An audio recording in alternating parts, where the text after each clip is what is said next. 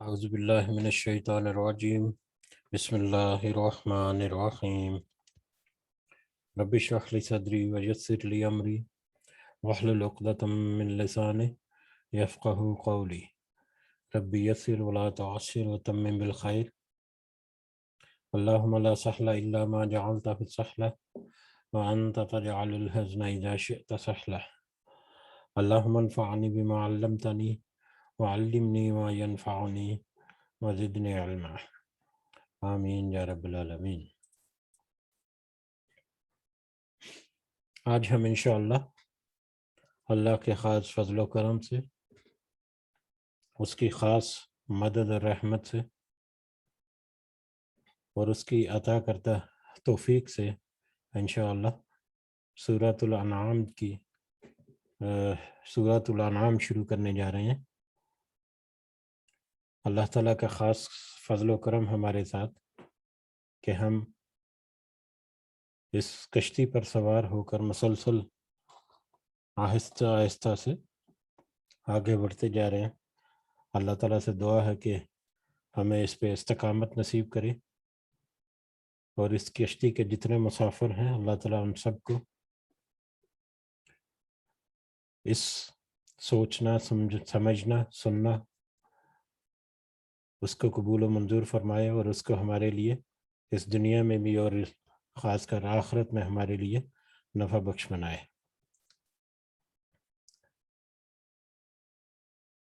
سورۃ الانعام ترتیب مصحف جو ہے، قرآن کی جو ترتیب ہے، قرآن میں جو قرآن آیات کی صورتوں کی ترتیب، اس میں یہ 6ٹھی سورہ ہے، جبکہ نزول کے اعتبار سے، ترتیب نزولی کے اعتبار سے یہ 55 نمبر کی سورہ ہے۔ اس میں 165 آیات ہیں اور 20 رکوع ہیں۔ سورۃ انعام جو ہے وہ جیسا کہ ہم نے پہلے 2-3 دفعہ ذکر آیا ہے پچھلی سورہ میں، انعام کا مطلب مویشی ہوتا ہے یا چوپائے، جانور جو کھانے پینے کے اور انسان کے دوسری ضروریات کے کام آتے ہیں۔ تو اسی سورہ میں چوپایوں یا مویشیوں کے بارے میں کچھ آیات آئی ہیں، اسی نسبت سے یا اسی مناسبت سے اس کا نام سورۃ الانعام رکھ دیا گیا، جبکہ یہ ہمیں بہت واضح ہے پہلے سے کہ صورتوں کا نام جو ہے اس کے سارے موضوعات یا اس کے سارے جو بحث ہے وہ کور نہیں کرتے، یہ صرف ان کی ایک پہچان یا ان کی آئیڈینٹی کو شو کرنے کے لیے ہوتے ہیں۔ سورہ انعام جو ہے یہ زمانہ نزول کے حساب سے دیکھا جائے تو تقریباً ہجرت کے قریب یا مکی دور کا جو آخری زمانہ تھا اس میں یہ نازل ہوئی۔ یہ کہہ لے تقریباً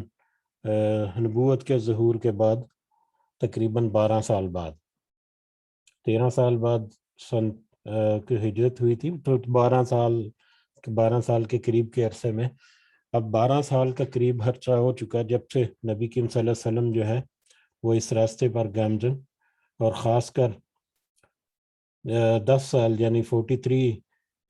جب آپ کی ایج تھی، اس کے بعد تقریباً 10 سال یا 9 سال کی عمر جب سے اعلان توحید کیا ہوا نبی کریم صلی اللہ علیہ وسلم نے، اس کی اللہ کی آیات، اس کی توحید، اس کی عبادت کے لیے سب لوگوں کو اکٹھا کرنے کے لیے جو کوشش جو اعلانیہ طور پر شروع کی، تو تقریباً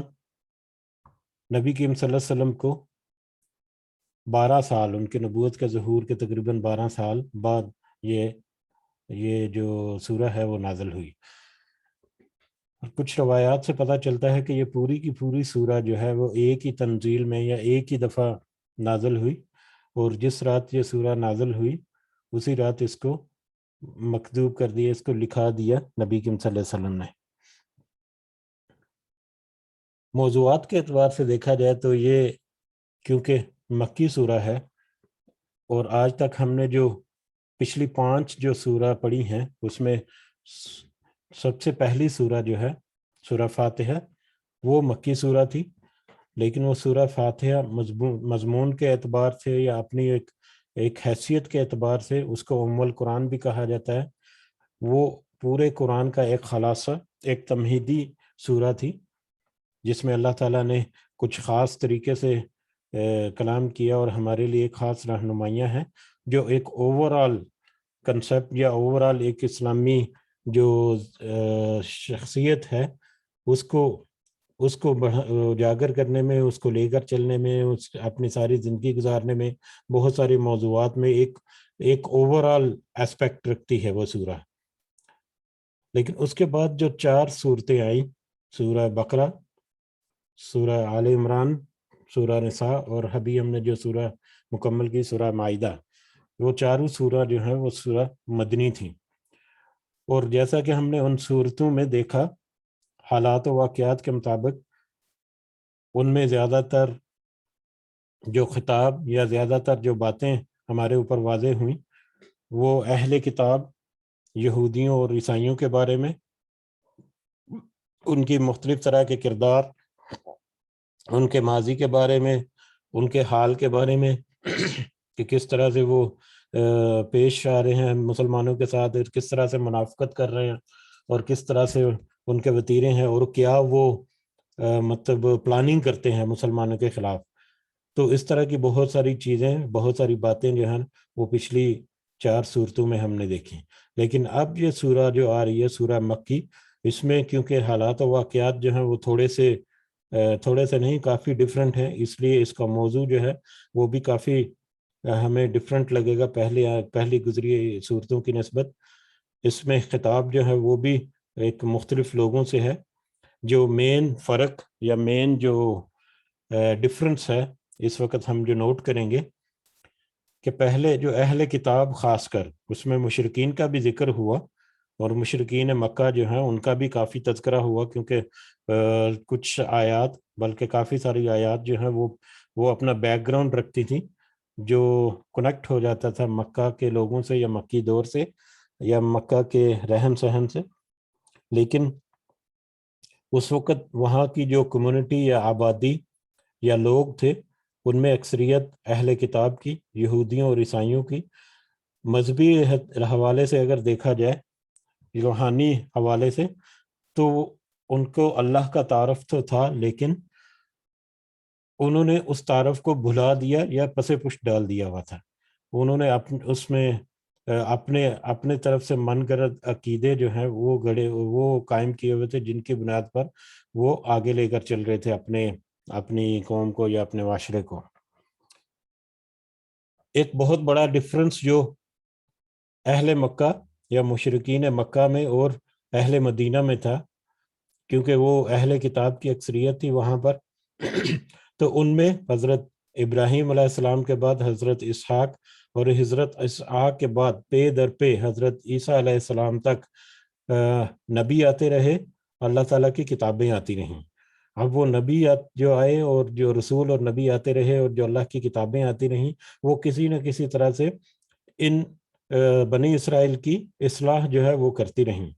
وہ کبھی اپنے ٹریک سیدھا کر لیتے، کبھی وہ گمراہی میں مبتلا ہو جاتے، کوئی مان لیتا، کوئی وہ انکار کر دیتا، کہ پھر اسی کے حساب سے ان کے اوپر اللہ تعالیٰ نے انعامات بھی کیے، پھر اللہ تعالیٰ نے ان کے اوپر آزمائشیں اور عذاب جو ہیں وہ بھی کیے. لیکن پھر بھی وہ مسلسل حضرت عیسیٰ علیہ السلام تک وہ ان کے پاس کوئی نہ کوئی شریعت رہی، کوئی نہ کوئی نبوت کے آثار رہے، کوئی نہ کوئی کتاب ان کے پاس رہی، اور کسی نہ کسی طریقے سے اللہ تعالیٰ نے ان کی اصلاح کے لیے مطلب انتظام کی رکھا. اب حضرت عیسیٰ علیہ السلام کے بعد تقریباً 600 سال، جب 571 سنہ عیسوی میں نبی کریم صلی اللہ علیہ وسلم کی پیدائش ہوئی، اور اس کے تقریباً 40 سال بعد نبوت کا ظہور ہوا. تو کہہ لیں کہ 600 سال یا 600 سال سے زیادہ عرصہ تک پھر اہل کتاب میں بھی کوئی نبی یا رسول یا کوئی کتاب نہیں آئی. جبکہ دوسری طرف دیکھا جائے کہ مکہ کے لوگ یا مکی جو ایک انوائرمنٹ ہے، وہ گو کہ وہ حضرت ابراہیم کے بعد حضرت اسماعیل سے آگے نسل در نسل چلتا آ رہا ہے، لیکن حضرت اسماعیل سے لے کر نبی کریم صلی اللہ علیہ وسلم تک اس پوری چین میں کوئی دوسرا نبی یا رسول یا کتاب جو ہے وہ اللہ تعالیٰ کی طرف سے نہیں آئی۔ اب یہ لوگ جو ہیں عقیدے کے حساب سے اللہ کا تعارف تو ان کے پاس تھا، حضرت ابراہیم علیہ السلام کی وہ قدر و منزلت رکھتے تھے اور اللہ کا تصور بھی ان کے پاس تھا، لیکن وہ اللہ کا تصور جو ہے وہ بہت ہی مختلف نوعیت کا تھا۔ جو مدینہ کے جو لوگ ہیں ان کی نسبت ان کا اللہ کا تصور بہت ہی مختلف نوعیت کا تھا۔ یہ فرشتوں کو جیسے ہم نے ذکر کیا کہ اللہ کی بیٹیاں جو ہے وہ گردانتے تھے اور فرشتوں کے ساتھ وہ الگ سے ان کا عقیدہ تھا، اور اس کے علاوہ انہوں نے کیونکہ مطلب کئی صدیوں تک ان میں کوئی کتاب یا نبی یا رسول نہیں آیا، تو آہستہ آہستہ سے ان کے جو تصور تھا، ان کی جو شریعت کا، وہ معدوم ہوتا چلا گیا، اور اس کے بعد جو شرکی عقائد اور گڑے گڑائے عقیدے جو ہیں وہ جگہ لیتے رہے، اور چلتے نبوت کے ظہور تک، نبی کریم صلی اللہ علیہ وسلم کی آمد تک وہ حالات جو ہے نا وہ بہت بگڑ چکے۔ اب ان میں زیادہ تر اکثریت جو ہے وہ بتوں کے پجاری، اور پھر آگ کے اور سورج چاند ستاروں کے اور اس طرح کی دوسری جو موجودات ہیں ان کے پوجا کرنے والے، اور اس طرح سے ان کے عقائد جو ہیں وہ بھی بہت ہی شرکیہ قسم کے۔ اللہ کو تو کسی نہ کسی طور پر جانتے تھے، لیکن یہ بتوں کو اور اپنے ان چیزوں کے جن کو پوجا کرتے تھے وہ اللہ کے برابر شریک کرتے، اور وہ یہ شمار کرتے تھے کہ یہ مختلف نوعیت کے کام کرتے ہیں، کوئی بادل برسانے والا ہے، کوئی دھوپ نکالنے والا ہے، کوئی آسمانوں اور زمینوں کا مالک ہے، اور کوئی دن اور رات کا پیدا لانے والا، یا معاذ اللہ اس طرح کے ان کے عقائد تھے جو کہ اللہ کے برابر شرک میں ان کو شامل کرتے تھے، شرک کرتے تھے۔ اب ان میں بھی ایک جبلت کا پہلو موجود تھا، یا کہہ لیں کہ اس پوری نسل میں یا اس پوری چین میں کوئی نہ کوئی ایک کہہ لیں کہ ایک لڑی ایسی رہی ہے جو کہ حق کی متلاشی رہی، جو کہ ان بتوں سے یا ان چیزوں سے تھوڑی سی آر کھاتی رہی، یا جن کے جبلت میں تھا کہ کوئی نہ کوئی ایسی ہستی یا کوئی نہ کوئی ایسا ہے انسان۔ لیکن اوورآل ایک خاندانی نظام یا ایک قبیلہ کے نظام یا ملک یا ریاست کے نظام کے تحت اگر دیکھیں تو پوری کی پوری قوم جو ہے وہ فورس تھی کہ وہ بتوں کی طرف مائل ہو، بتوں کی پوجا یا بتوں کے جتنے بھی ان کے رسم و رواج چل رہے ہیں ان کو قائم رکھنے کے لیے وہ اسی طرف مطلب لگے ہوئے تھے، ایک اوورآل دیکھا جائے تو۔ لیکن اس میں پھر بھی کچھ نہ کچھ سوچ سمجھ رکھنے والے لوگ موجود تھے۔ اب ان کے پاس اللہ کی بہت ساری نشانیاں بھی تھیں، جیسے مسجد الحرام جو ہے وہ مکہ جو ہے وہ شروع سے ان کے پاس موجود تھا، اور وہ شروع سے اس کو اللہ کا گھر تصور کرتے تھے، لیکن اس میں مختلف طرح کے بت رکھے ہوئے تھے اور مختلف طرح کے ان کے معاملات تھے، ٹھیک ہے۔ لیکن اس کے باوجود ان کے پاس اللہ کا کنسپٹ تھا، بلکہ جس سال نبی کریم صلی اللہ علیہ وسلم پیدا ہوئے اس کو عام الفیل کہا جاتا ہے، جس میں وہ ہاتھیوں والا معاملہ ابرہہ کے ساتھ پیش آیا۔ وہ ساری اس وقت کی قوم نے دیکھا کہ وہ اللہ کی طرف سے ایک خاص انتظام ہوا بیت اللہ کی حفاظت کرنے کا، لیکن اس کو بھی انہوں نے کسی نے کسی رنگ میں دیکھا، کسی نے کسی رنگ میں دیکھا۔ بہرحال اللہ تعالیٰ کی طرف سے کچھ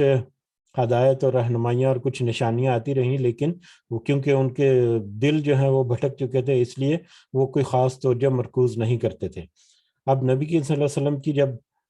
پیدائش ہوئی اور اس کے بعد 40 سال کی عمر میں انہوں نے اس قوم کے اندر گزارے، اس قوم کے اندر اپنا جو کریکٹر ہے اس کو پیش کیا، صادق اور امین کا ٹائٹل جو ہے وہ جیتا، سارے مشرکین جو ہیں وہ ان کے اوپر اعتماد کرتے، سچ جو ہے وہ یہ گواہی دیتے کہ اس کے علاوہ کوئی اور اتنا سچا نہیں جتنا نبی صلی اللہ علیہ وسلم ہے۔ امانت میں، خیانت کے معاملے میں وہ بہت زیادہ اعتبار کرتے، روزمرہ کے معاملات میں ان سے کنسلٹ بھی کیا جاتا، ان سے رہنمائی بھی لی جاتی۔ یہ پہلے 40 سال میں، یعنی پہلے 40 سال میں انہوں نے اپنے کردار کی اعلیٰ پائے کا کردار جو ہے اس کا انہوں نے سرٹیفکیٹ اسی قوم سے حاصل کیا۔ لیکن 40 سال کے بعد جب ان کو نبوت کا ظاہر کر دی گئی ان کے اوپر، اور پہلے 3 سال کے چھوڑ کر 43 ایئر یعنی 43 سال کے بعد جب نبی کریم صلی اللہ علیہ وسلم نے ایک دعوت عام دی، اعلان عام کیا کہ تم جن بتوں کی پوجا کرتے ہو یہ سب باطل چیزیں ہیں، یہ تو اللہ کی مخلوق ہیں، تو تم اس خالق کی طرف آؤ جو اللہ ہے، جو میرا اور آپ سب کا رب ہے، اس کی طرف اس کی عبادت کرو جو وحدہ لا شریک لہ ہو۔ لیکن جیسے ہی ان مکہ والوں نے سنا، مشرکین مکہ نے یہ بات سنی، یہ جانتے بوجھتے 43 یہ پہلے 43 سال کا سرٹیفکیٹ بھی ان کو دے کر انہی لوگوں نے ان کو سرٹیفکیٹ دیا، لیکن اچانک سے جب ان بات آئی کہ وہ اپنے بتوں کو، اپنے آباء و اجداد کی رسم و رواج کو، اپنے جتنے پچھلے جو عقیدے ہیں ان کو، ان سب کو چھوڑ چھاڑ کر یکدم سے اللہ کی طرف آ جائیں اور اللہ کو صرف ایک اللہ کی عبادت کی طرف آ جائیں، تو اس کا اتنا شدید رد عمل ہوا کہ فوراً انہی پاؤں کے اوپر انہوں نے اس کی مخالفت کر دی، اور انہی پاؤں کے اوپر انہوں نے اس کا انکار کر دیا، اس کی تکذیب کر دی، اور نہ صرف تکذیب کر دی بلکہ اسی لمحے سے اس کے خلاف سازشیں ہونی شروع ہو گئیں۔ بہرحال اب جیسے جیسے ہم آگے بڑھیں گے یا خاص کر اگلی صورتوں میں ہمیں دیکھیں گے مزید حالات جو ہیں واقع وہ واضح ہوں گے، لیکن ہم نے اس کا تو مختصر تذکرہ کیا کہ جیسے جیسے اب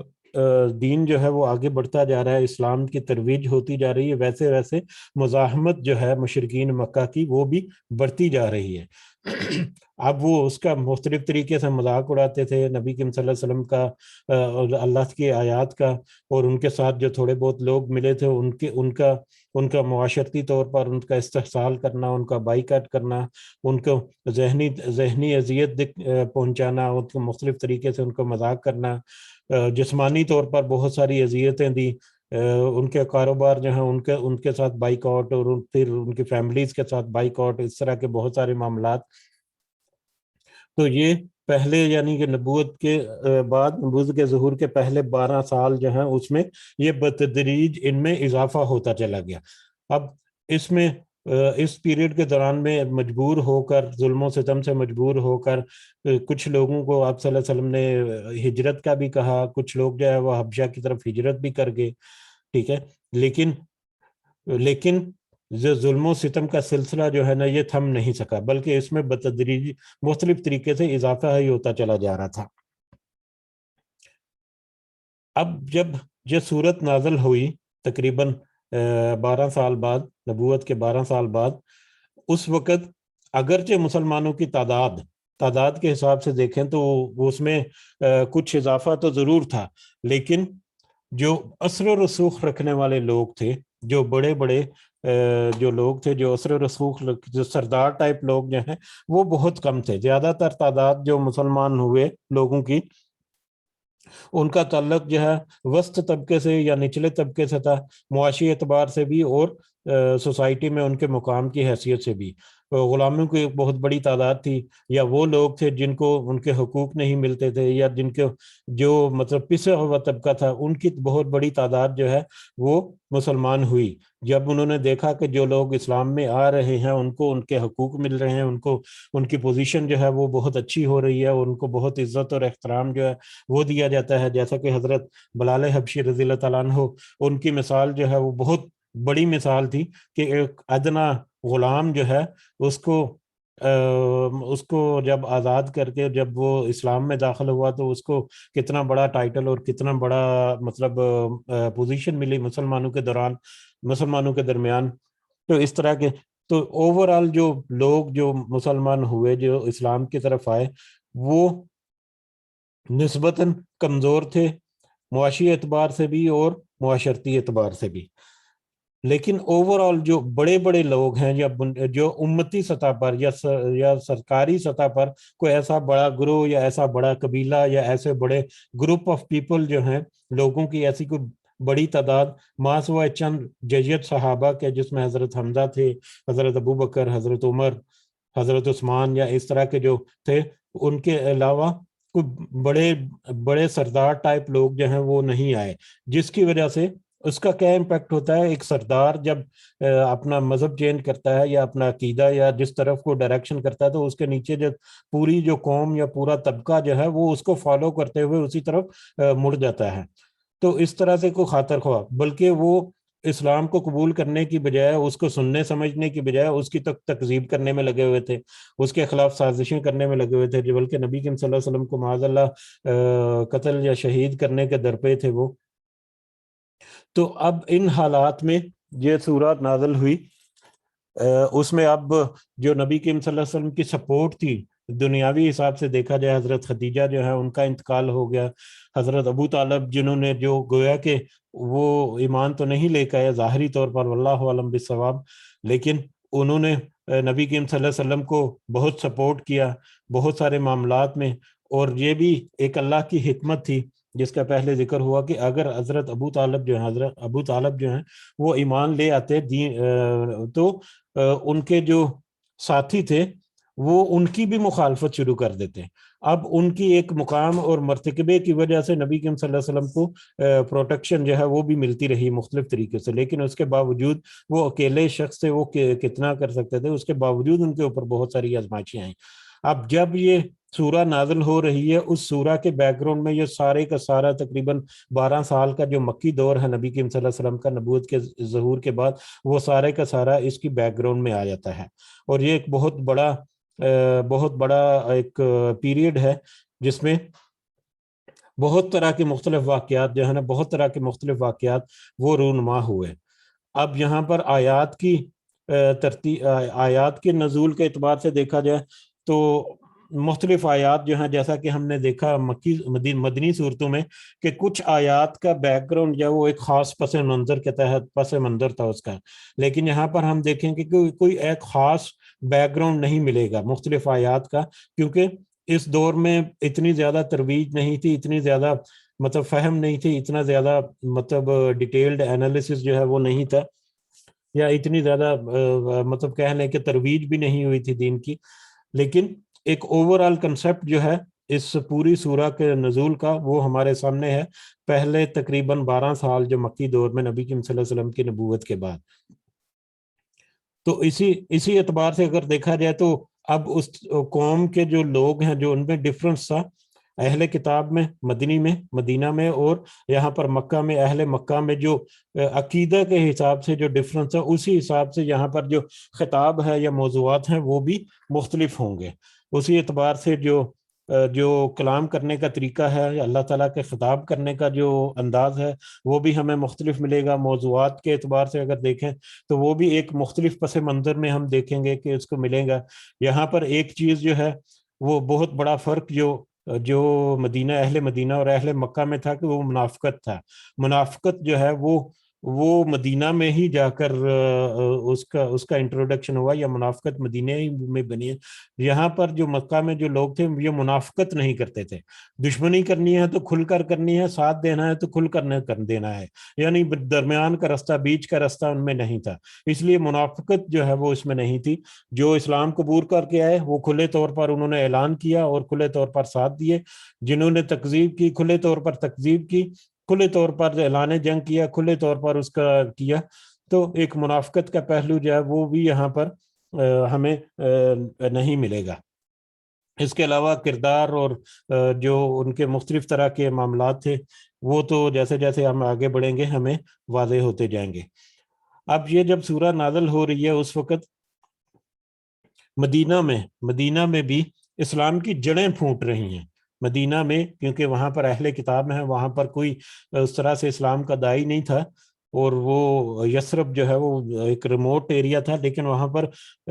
اسلام کی جڑیں کونپلیں جو ہیں نا وہ پھوٹ رہی تھیں۔ اوس اور حضرت 2 قبیلے تھے جو کہ ایکچولی مشرکین کے ہی قبیلے تھے 2، جو کہ مدینہ میں جا کر یا مدینہ کے قریب جا کر کہیں آباد تھے، تو وہ مکہ میں آئے مطلب وہاں پر زیارتیں کرنے کے لیے یا اپنے کعبہ کا چکر لگانے کے لیے، تو وہاں پر نبی کریم صلی اللہ علیہ وسلم سے ملے، ان کی تعلیمات سے متاثر ہوئے، اور انہوں نے پھر نبی کریم صلی اللہ علیہ وسلم سے بیعت کر لی، اور جب وہ واپس گئے تو وہ انہی کے ذریعے سے کہہ لیں کہ تھوڑا سا انٹروڈکشن، تھوڑا بہت اسلام کے بارے میں نہ ہو، یا کچھ لوگوں نے وہاں پر اس طرف راغب بھی ہوئے اور اس طرف آئے بھی، تو ایک کہہ لیں کہ یہ ایک ایسا پوائنٹ ہے جب یہ سورہ نازل ہو رہی ہے، جب مکہ کا جو مطلب حالات ہیں وہ تنگ سے تنگ ہوتے چلے جا رہے ہیں. کچھ لوگ جو ہیں وہ حبشہ کی طرف ہجرت بھی کی ہوئی ہے انہوں نے. لیکن اس کے اپوزٹ اگر دوسری طرف دیکھا جائے تو مدینہ میں ایک ہلکی پھلکی سی بس پھوہار یا ہلکی سی ایک جڑیں جو ہیں وہ پھوٹ رہی ہیں. وہاں پر بھی کوئی ایسا خاص نام و نشان نہیں ہے اسلام کا, لیکن وہ بقدرے ایک مطلب نرم گوشہ ضرور رکھتے تھے مسلمانوں کے لیے, یا اس کے لیے کیونکہ مطلب وہ انہی کی کتابوں کی تصدیق بھی کرتے تھے, نبی کریم صلی اللہ علیہ وسلم اور ان کی کتابیں. یہ جو کتاب آئی تھی جو بھی ان کے پاس پیغام پہنچا تو وہ کچھ نرم گوشہ ضرور رکھے تھے. اور پھر اوس اور خزرج قبیلہ جو ہے اس کی وجہ سے ان میں تھوڑا سا ایک انٹروڈکشن بھی ہو چکا تھا. بہرحال یہ سورہ کا تعارف جو ہے کافی لمبا ہو گیا, اتنی شاید ضرورت تو نہیں تھی, لیکن ایک بیک گراؤنڈ بنانے کے لیے ضروری تھا, کیونکہ ہم پہلے جو مدنی دور تھے گزرے ہیں, اب یہ مکی دور میں جب داخل ہوں گے تو ہمارے مائنڈ میں ایک ڈفرینٹ بیک گراؤنڈ یا سینیریو جو ہے وہ ہمیشہ ہمارے سامنے رہے گا, جو ہمیں مددگار ہوگا ہمیں ان اگلی آیات یا جو بھی مکی صورتیں آئیں گی ان کو سمجھنے میں, یا ان کو اپنے ذہن نشین کرنے کے لیے. بہرحال اسی تعارف کے ساتھ ہم بڑھتے ہیں اور دیکھتے ہیں جو بھی ایک دو آیات ہم آج کر سکتے ہیں انشاءاللہ. اعوذ باللہ من الشیطان الرجیم. الحمدللہ, سب تعریف اللہ کے لیے, سب تعریف اللہ کے لیے. یہ ہم دیکھیں گے کہ اس سے پہلے جو مکی سورہ ایک ہی نازل ہوئی, سورہ فاتحہ, اس کا آغاز بھی الحمدللہ سے کیا گیا, اور یہاں پر یہ بھی سورہ جو ہے الحمدللہ سے اس کا آغاز ہوا. الحمدللہ یہاں پر ترجمہ کیا گیا ہے سب تعریفیں, سب تعریف اللہ کے لیے. تعریف ایک جنس ہے جس میں ہر طرح کی تعریف جو ہے نا وہ شامل ہو جاتی ہے, اور الحمد جو ہے ایک جنس ہے, اس کے دو مطلب یا دو اس کی طرح سے ٹرانسلیشن جو ہے وہ کی جا سکتی ہے. ایک تو ساری کی ساری تعریف اللہ کے لیے, اور دوسرا سارے کا سارا شکر اللہ کے لیے. جب بھی ہم شکر ادا کرتے ہیں, شکر کے شکریہ کلمات جو ہیں وہ بھی الحمدللہ ہی ہے. تو جتنی کی جتنی تعریفیں اس دنیا میں موجود ہیں وہ سب تعریفیں اللہ کے لیے, اور جتنا کل کا کل جو شکر ہے وہ بھی اللہ کے لیے. اب یہاں پر ہے سب تعریف اللہ کے لیے یا سب شکر اللہ کے لیے. الذی خلق السماوات, الذی خلق السماوات, جس نے پیدا کیا آسمانوں کو, والارض, اور زمین کو, وجعل الظلمات والنور, اور اس نے بنایا تاریکیوں کو اور روشنی کو. سارے کے ساری تعریفیں یا سارے کا سارا شکر اس اللہ کے لیے جس نے آسمانوں اور زمین کو پیدا کیا اور تاریکیوں اور روشنی کو بھی. ثم الذین, پھر بھی وہ لوگ, کفروا, جنہوں نے کفر کیا, یہ پھر بھی انکار کرنے والے, کفر کرنے والے, بربہم, اپنے رب کے ساتھ, جو اپنے رب کے ساتھ دوسری چیزوں کو یا عدلون, وہ سب برابر قرار دیتے ہیں, وہ سب اپنے رب کے ساتھ دوسری چیزوں کے بھی برابر شریک کرتے ہیں, برابر قرار دیتے ہیں.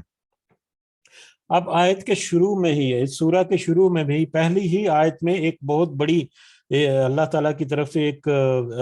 مطلب وضاحت ہوگی بہت بڑی. اس کو اگر جتنا آپ ایکسپینڈ کرتے جائیں سورہ کو, اس آیت کو, اتنا ہی زیادہ یہ پھیلتی جائے گی. یہ اتنے وسیع معنی رکھتی ہیں, لیکن اگر اس کو مختصر انداز میں دیکھا جائے, جیسا ہم نے بیک گراؤنڈ میں دیکھا کہ وہ پوجا کرتے تھے بتوں کی, مختلف طرح کے, اس کے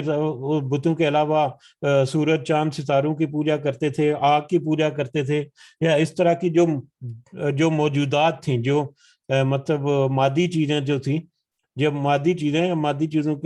چیزیں جو تھیں عام طور پر ان کی پوجا کرتے تھے.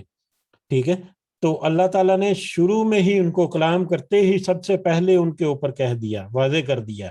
کہ یہ سب تعریفیں اور یہ سب شکر جو تم جا کے بتوں کی تعریفیں کرتے ہو اور ان کا شکر کرتے ہو اور ان کو نظر و نیاز کرتے ہو اور ان کے سامنے جھکتے ہو اور جو بھی کرتے ہو, تو حقیقت تو یہ ہے کہ یہ سب تعریفیں اور یہ سب شکر تو اللہ کے لیے ہے. خلق السماوات والارض, جس نے آسمانوں اور زمین کو پیدا کیا, جس میں اس پوری کائنات کو تخلیق کیا, اور جن کی تم پوجا کرتے ہو اپنے ہاتھوں سے تراش کر, یا آپ کے سامنے جو مادی چیزیں موجود ہیں, یہ زمین, سورج, چاند, ستارے یا آگ, یہ وہ جو بھی ہے, یہ سب تو پیدا کیا. خلق السماوات والارض, یہ تو کائنات کا ہی حصہ ہے جو سب اللہ تعالیٰ نے پیدا کیا، اس کائنات کو اللہ نے پیدا کیا، تو شکر اور تعریفیں تو صرف اسی اللہ کی ہونی چاہیے جس نے یہ سب کچھ پیدا کیا۔ وَجَعَلَ الظُّلُمَاتِ وَالنُّورَ، اور اسی نے بنایا تاریکیوں کو اور روشنی کو۔ تاریکیاں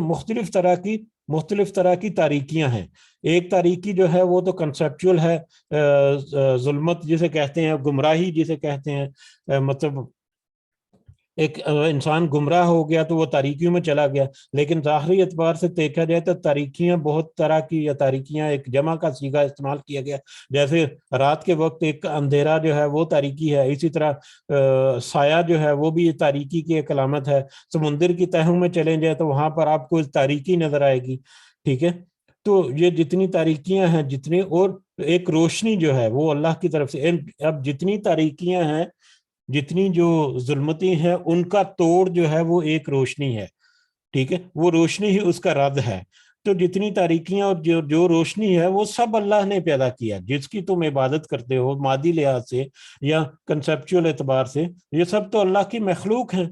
تو جب اللہ نے ان سب کو پیدا کیا تو اس پیدا کرنے والی کی تعریف اور شکر ہونا چاہیے، نہ کہ ان بتوں کا جن کی تم پوجا کرتے ہو۔ ثم الذین کفروا بربہم یعدلون، پھر بھی اس کے باوجود وہ لوگ جن سب نے کفر کیا اپنے رب کے ساتھ، وہ ان چیزوں کو برقرار رکھتے ہیں، وہ اپنے رب کے ساتھ ان چیزوں کو برابر شریک ٹھہرا رہے ہیں۔ وہ جانتے بھی ہیں، رب کا انکار نہیں کرتے، رب کا اقرار بھی کرتے ہیں، اور یہ بھی وہ مانتے ہیں کہ ہاں سے سب چیزوں کو پیدا کرنے والا وہی ہے، لیکن اس کے باوجود وہ ان بتوں کو یا ان چیزوں کو جن کی وہ پوجا کرتے ہیں، وہ اللہ کے برابر ان کو شریک کرتے ہیں، ان کو قرار دیتے ہیں۔ تو یہ پہلے ہی ایک بہت بڑا، ایک کہہ لیں کہ پورا ایک بنیاد جو ہے، ایک پلیٹ فارم اللہ تعالیٰ نے مہیا کر دیا کہ یہ سارا کی ساری جڑیں جہاں پر تم کھڑے ہو، سارے کا سارا بنیادیں جہاں پر تم کھڑے ہو اپنے باطل عقیدے لے کر، یہ سب کے سب غلط فلط ہیں، یہ سب چیزیں تو اللہ نے ہی پیدا کی ہیں جن کی تم عبادت کر رہے ہو۔ هو الذی، اب وہ اللہ جو ہے وہی ہے جس نے، هو الذی، وہی ہے جس نے، اللہ کے بارے وہی اللہ ہے جس نے خلقکم من طین، پیدا کیا تمہیں مٹی سے، وہی اللہ ہے جس نے تمہیں پیدا کیا مٹی سے۔ ثم قضا اجلا، پھر مقرر کیا ایک وقت مقرر کیا، مرنے کا وقت، وَأَجَلٌ مُّسَمًّى عِندَهُ، اور ایک وقت مقرر ہے اس کے پاس۔ اس نے تمہیں مٹی سے پیدا کیا، پھر ایک وقت مقرر کیا، اور ایک وقت مقرر ہے اس کے پاس۔ ثم، پھر بھی، انتم تمترون، تم شک کرتے ہو، تم شک میں پڑے ہوئے ہو۔ اب وہ اللہ جس کی ساری تعریفیں اور حمد جو ہے، تعریفیں اور شکر جس نے کائنات کو پیدا کیا، وہی اللہ ہے جس نے تمہیں بھی پیدا کیا مٹی سے۔ اب تمہیں پیدا کیا مٹی سے، جہاں پر دو پہلو اس کے مل سکتے ہیں۔ ایک تو یہ ہے کہ حضرت آدم علیہ السلام کو اللہ تعالیٰ نے مٹی سے پیدا کیا، مٹی کے گارے سے، اور پھر اس میں اپنی روح پھونکی، اور روح میں سے پھونکا، اور ان کو پھر جیتا جاگتا انسان پھر خلیفہ بنا کر اس زمین پر بھیج دیا گیا، وہ سارا پتہ ہے۔ پھر اسی کی نسل جو ہے وہ آگے بڑھتی چلی گئی، اور آج ہم لوگ بھی اور وہ لوگ بھی، مکہ کے مدینہ بھی، جتنی روح انسانی ہے وہ حضرت آدم علیہ السلام کی نسل سے ہیں، ٹھیک ہے۔ تو حضرت آدم علیہ السلام کو مٹی سے پیدا کیا گیا تھا۔ اور دوسری طرف اگر دیکھا جائے تو جو بھی انسان جہاں پر اپنی زندگی کے مطلب گزارنے کے انتظام کرتا ہے، جو بھی یہاں پر وہ کھاتا پیتا ہے، جو ہوا وہ انڈیلتا ہے، جو آکسیجن، نائٹروجن، آکسیجن اور کاربن ڈائی آکسائڈ وغیرہ جو ان کی حیات کو قائم رکھنے کے لیے لازم و ملزوم ہے، اس کے علاوہ ان کی خوراک اور ان کے رہنے بہنے کا جتنا مکان، جتنا سامان ہے، وہ سب کا سب اسی مٹی سے تعلق رکھتا ہے۔ یعنی وہ جو خوراک کھاتے ہیں، جو پانی پیتے ہیں، وہ سب کا سب اسی مٹی سے آ رہا ہے، جہاں پر رہتے بہتے ہیں وہ سب کا سب اسی مٹی سے ہے، ٹھیک ہے۔ تو اسی مٹی سے ہی اسی مٹی سے ہی مطلب ساری چیزیں پیدا ہوئی جن کو انسان استعمال کرتا ہے، کھاتا پیتا ہے، رہتا بہتا ہے، اور اسی میں اس کی نشو و نما ہوتی ہے۔ اسی نشو و نما کے تحت جب وہ آگے نسل بڑھانے کے لیے مطلب اس کا انتظام کرتا ہے اللہ تعالیٰ، تو وہ بھی اسی انسان سے ہی آگے نسل جو ہے بڑھتی ہے، تو یہ سارا جو ہے مٹی کے ہی مرہون منت ہے، اسی زمین کی مٹی سے ہی. تو اللہ تعالیٰ نے تمہیں اس مٹی سے پیدا کیا، پھر ثم قضا اجلاً، پھر ایک وقت مقرر کیا. ایک وقت مقرر کیا یعنی تم اب پیدا ہو گئے، اس دنیا میں آ گئے، تو اس دنیا میں تمہارے رہنے کا ایک وقت مقرر ہے. تمہارا ایک 40 سال 50 سال 20 سال جتنی بھی تمہاری عمر ہے، اس عمر کے گزر جانے کے بعد تمہیں موت سے ہمکنار ہونا ہے. تو پھر اللہ تعالیٰ نے ایک وقت مقرر کیا موت کا، جس کا وقت اور جگہ جو ہے وہ صرف اللہ تعالیٰ کی ہی پتہ ہے. وہ اجل مسمى عنده، اور پھر ایک اور وقت بھی مقرر ہے اللہ تعالیٰ کی طرف سے، ایک اور بھی وقت مقرر ہے. وہ دوسرا وقت کیا ہے؟ اس دنیا میں جتنی چیزیں ہیں، انسان جو ہے وہ تو آ رہا ہے جا رہا ہے، لیکن ایک وقت آئے گا کہ یہ دنیا جو ہے، اس دنیا کی مدت جو ہے وہ بھی پوری ہو جائے گی. یہ پوری کے پورے بساط جو ہے وہ لپیٹ دی جائے گی، پھر قیامت کا جو وقت ہے وہ ظاہر ہو جائے گا.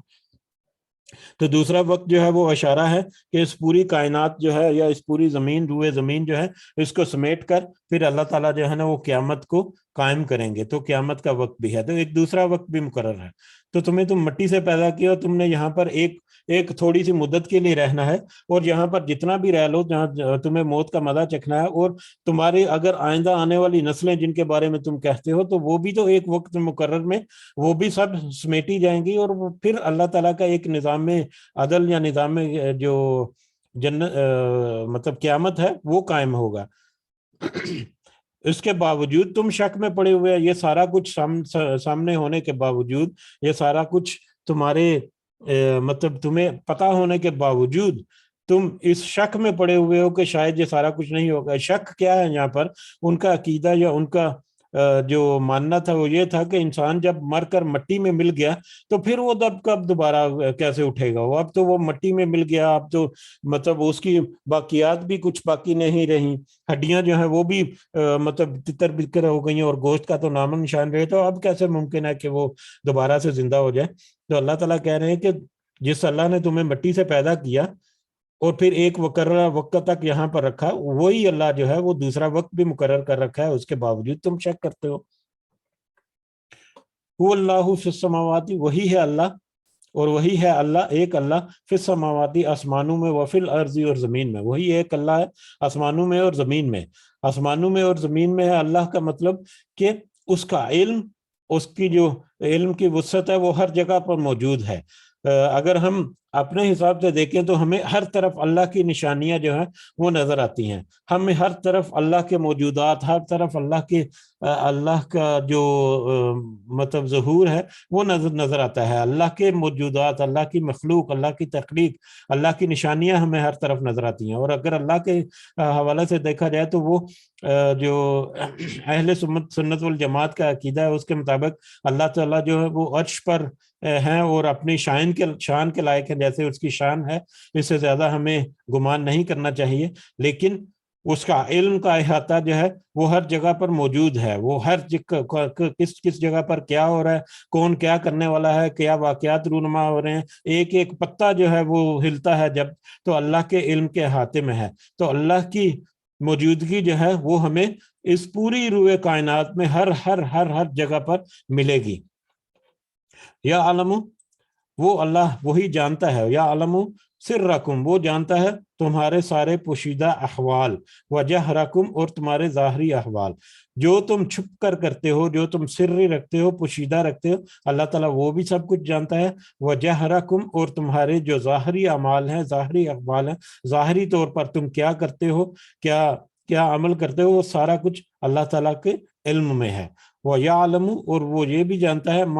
ما تکبسون، جو تم سب کماتے ہو. تکبسون کسب، کمانا، جو تم کماتے ہو یا تم عمل کرتے ہو، جو تم عمل کرتے اپنے لیے کما رہے ہو، اپنے عمل کے ذریعے جو تم اپنے لیے جمع کر رہے ہو، اپنی کمائی کر رہے ہو اس دنیا میں، وہ بھی اللہ تعالیٰ خوب اچھی طرح سے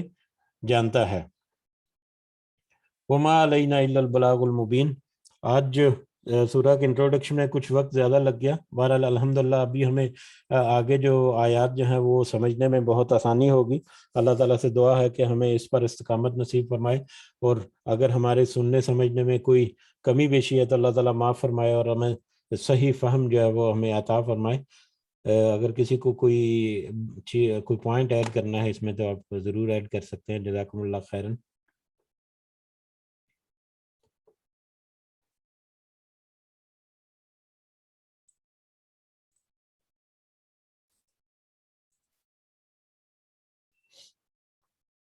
جی اگر کوئی پوائنٹ نہیں ہے تو انشاءاللہ پھر مجلس کا اختتام کرتے ہیں۔ کل حاضر ہوں گے انشاءاللہ ایک نئے جذبے کے ساتھ۔ اللہ تعالیٰ سے دعا ہے کہ اللہ تعالیٰ ہمارے جتنے ہم کوششیں کرتے ہیں اللہ تعالیٰ ان کو قبول و منظور فرمائے، اور ہمارے لیے اور ہمارے احباب کے لیے اس کو نفع بخش بھی بنائے، ہمارے لیے آسانیاں پیدا فرمائے، ہماری جتنی مشکلات ہیں اللہ تعالیٰ حل کرے، اور اللہ تعالیٰ ہمیں اس وبا سے چھٹکارا دے، اس آزمائش سے ہمیں اللہ تعالیٰ نکالے۔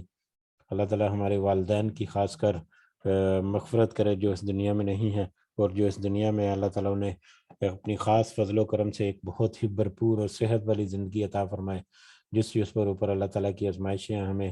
ان آزمائشوں پر پورا اترنے کی توفیق عطا فرمائے، اور اللہ تعالیٰ ہمیں کوئی مشقت میں اگر ہیں تو اللہ تعالیٰ ہماری مشقتیں دور فرمائے۔ وما علینا الا البلاغ المبین۔ ربنا تقبل منا انك انت السميع العليم وتب علينا انك انت التواب الرحيم۔ سبحان ربك رب العزة عما يصفون وسلام على المرسلين والحمد لله رب العالمين۔ سبحانك اللهم وبحمدك اشهد ان لا اله الا انت استغفرك واتوب اليك۔ جزاكم الله خيرا۔ السلام علیکم ورحمۃ اللہ وبرکاتہ۔